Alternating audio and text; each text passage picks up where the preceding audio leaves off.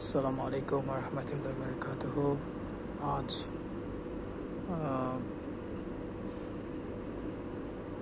13ই March 2026 ইংরেজি। এখন বাজে রাত 12:20। তো আজকে হচ্ছে শুক্রবার, সেজন্য সবাইকে জানাই পবিত্র জুমা মোবারক। তো অ্যাজ ইউজুয়ালি করে আসলে অ্যাজ ইউজুয়ালি বলতে ভুল হবে, আমি একটু এসেছিলাম ওয়াশরুমে যাওয়ার জন্য। তো চিন্তা করলাম যে কিছুক্ষণ একটু এখানে বসি, প্লাস কিছু কথাবার্তা বলি। তো সেটা আর কি। তো আমার যেটা ড্রাইভিং, যেটা কোচিং, ওইটাও যাচ্ছে।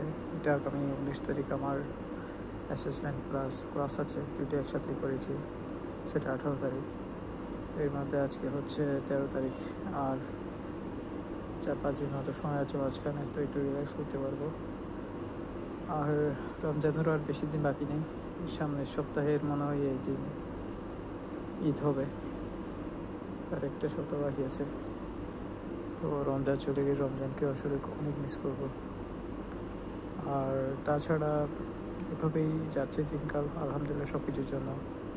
গতকাল একদিন ছুটি নিয়েছিলাম। তো সেখানে প্রচুর মানে বিজি ছিলাম গতকাল।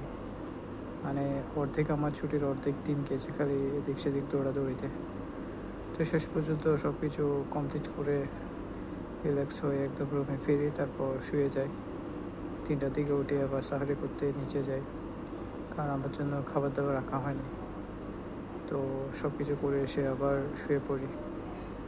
তো এইভাবে করেই দিন যাচ্ছে। আর আল্লাহ ভাইয়ের কাছে সব কিছুর জন্য আল্লাহ শুকরিয়া জানাই, সব কিছুর জন্য। আল্লাহ পাক যেভাবে রেখেছেন, আলহামদুলিল্লাহ সব কিছুর জন্য। তবে আমার মনের মধ্যে ইদানিং একটু অহংকার বোধ বেড়ে গিয়েছে। কিছু মানুষ আছে যারা আমার চাইতে ভালো করে, ওরা আমার চাইতে অনেক জুনিয়র, প্লাস কাজেও নতুন। তো ওরা অনেক ভালো করছে, সে জিনিসটা আমার কাছে আসলে ভালো লাগছে না। কেন ভালো লাগছে না আমি নিজেও জানি না।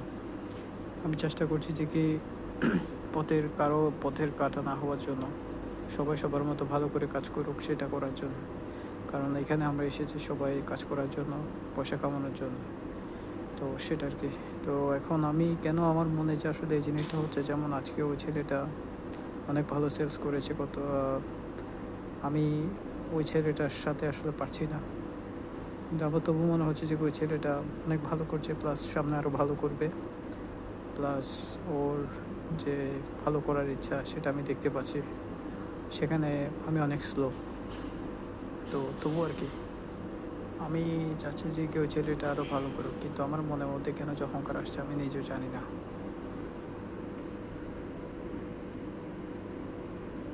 তো আমি জানি যে আমাকে এই জিনিসটা থেকে দূরে থাকা উচিত, এই জিনিসটা যেন না করি, কিন্তু তবুও আসলে আমি পারছি না।